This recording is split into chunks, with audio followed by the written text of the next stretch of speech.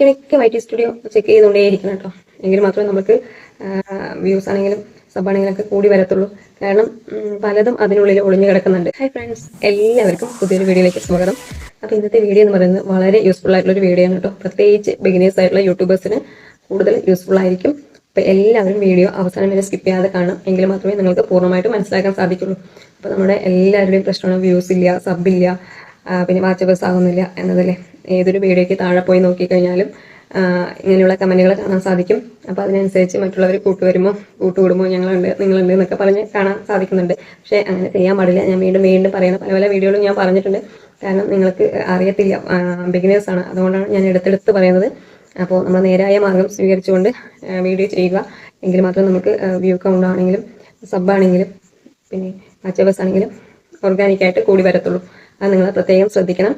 അപ്പോൾ ഞാൻ ഇന്ന് പറയാൻ പോകുന്നത് നിങ്ങൾക്ക് വളരെ യൂസ്ഫുൾ ആയിരിക്കും. അപ്പോൾ വീഡിയോ എല്ലാവരും അവസാനം വരെ സ്കിപ്പ് ചെയ്യാതെ കാണണം കേട്ടോ. അപ്പോൾ ഇന്നത്തെ വീഡിയോ എന്ന് പറയുന്നത് നമ്മുടെ ഈ പ്രശ്നത്തിനെല്ലാം പരിഹാരമാണ് കേട്ടോ. സബാകുന്നില്ല, വാച്ചവേഴ്സ് ആകുന്നില്ല, എന്താണ് വ്യൂസ് ഇല്ല എന്നതിനൊക്കെ ഒരു പരിഹാരമാണ്.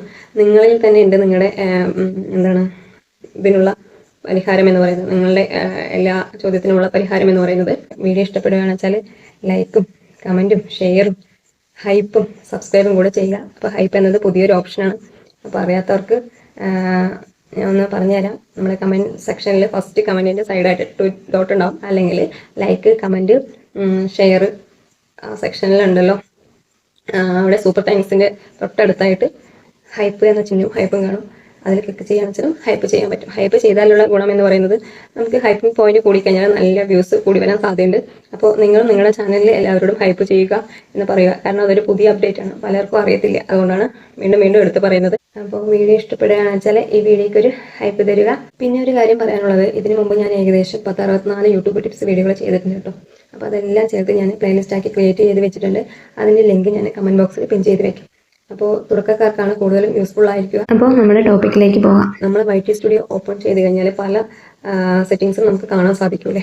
അവിടെ പല ട്രിക്സ് ആൻഡ് ടിപ്സുകൾ യൂട്യൂബ് നമുക്ക് കാണിച്ചു തരുന്നുണ്ട്. അത് നിങ്ങൾ എല്ലാവരും നോക്കുന്നുണ്ടോ എന്ന് എനിക്കറിയത്തില്ല. അപ്പോൾ നമ്മൾ ഇടയ്ക്കിടയ്ക്ക് വൈറ്റി സ്റ്റുഡിയോ ചെക്ക് ചെയ്തുകൊണ്ടേയിരിക്കണം കേട്ടോ. എങ്കിൽ മാത്രമേ നമുക്ക് വ്യൂസ് ആണെങ്കിലും സബാണെങ്കിലും ഒക്കെ കൂടി വരത്തുള്ളൂ.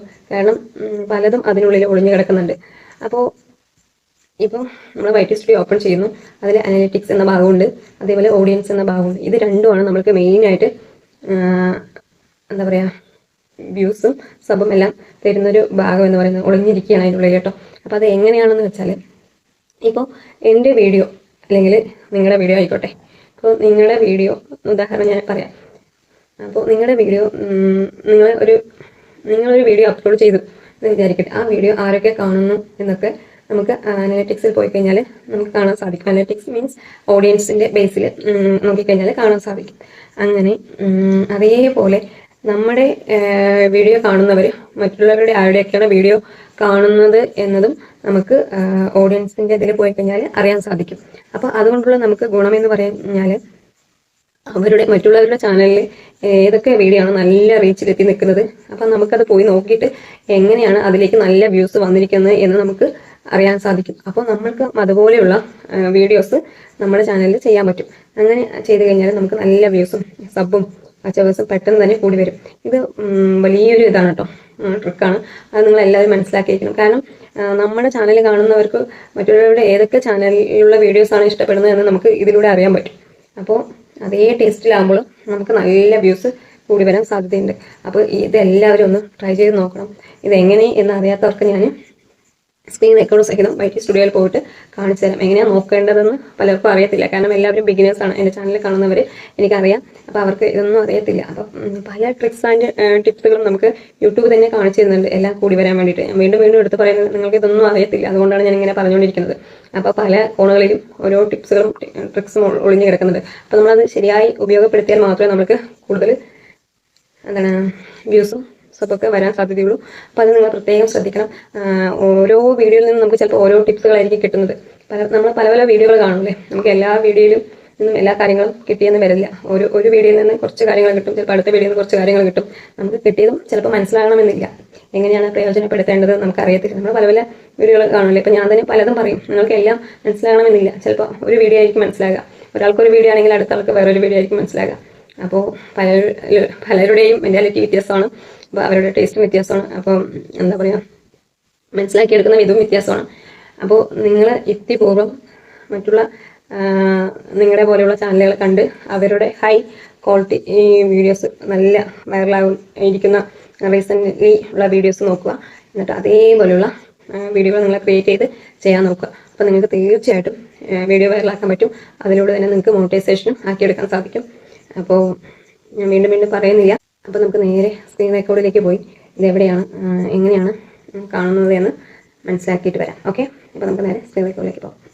അപ്പോൾ ആദ്യം YT സ്റ്റുഡിയോ ഓപ്പൺ ചെയ്യുക. അപ്പോൾ പേജിൻ്റെ അവസാനമായിട്ട് ഡാഷ്ബോർഡ്, കണ്ടൻറ്റ്, അനലിറ്റിക്സ് എന്നൊക്കെ കാണാൻ സാധിക്കും. അപ്പോൾ അനലിറ്റിക്സിൽ ക്ലിക്ക് ചെയ്യുക. അപ്പോൾ ഇങ്ങനെ ട്രെൻഡ്, ഓവർവ്യൂ, കണ്ടൻറ്റ്, ഓഡിയൻസ് എന്നൊക്കെ കാണിക്കുന്നുണ്ട്. അടുത്തത് റവന്യൂ ആണ്. അപ്പോൾ നമുക്ക് ഓഡിയൻസ് ആണ് ആവശ്യം. അപ്പോൾ ഓഡിയൻസിൽ ക്ലിക്ക് ചെയ്യുക. അപ്പോൾ ഇങ്ങനെ വരും, മന്ത്ലി ഓഡിയൻസ് അങ്ങനെ കണ്ടില്ലേ. അപ്പോൾ അതൊക്കെ നിങ്ങൾക്ക് നോക്കിക്കഴിഞ്ഞാൽ മനസ്സിലാവും. ഞാനിവിടെ കാണിക്കാൻ പോകുന്നത് വേറൊരു കാര്യമാണ്.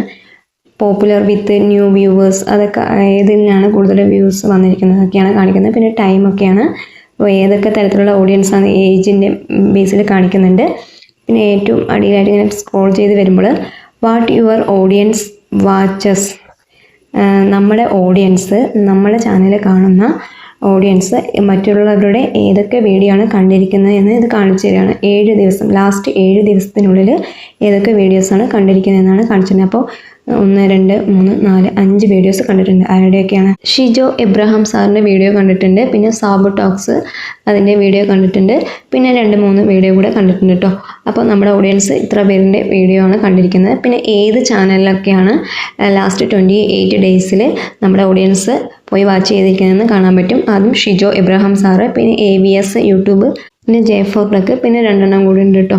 അപ്പോൾ ഇത്ര ചാനൽസിലാണ് നമ്മുടെ ഓഡിയൻസ് പോയി കണ്ടിരിക്കുന്നത്.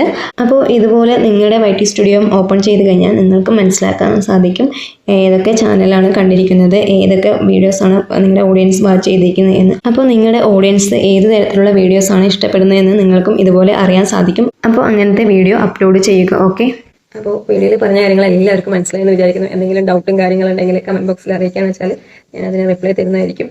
അപ്പോൾ നിങ്ങളെല്ലാവരും ഇതുപോലെ ഒന്ന് ചെയ്ത് നോക്കുക കേട്ടോ. നിങ്ങൾക്ക് തീർച്ചയായിട്ടും ഗുണം ചെയ്യും. കാരണം ഞാനിത് ഇടയ്ക്കിടയ്ക്ക് ചെയ്യുന്നതാണ്. അപ്പോൾ പലവരും ഇങ്ങനെ തന്നെയാണ് കേട്ടോ ചെയ്യുന്നത്.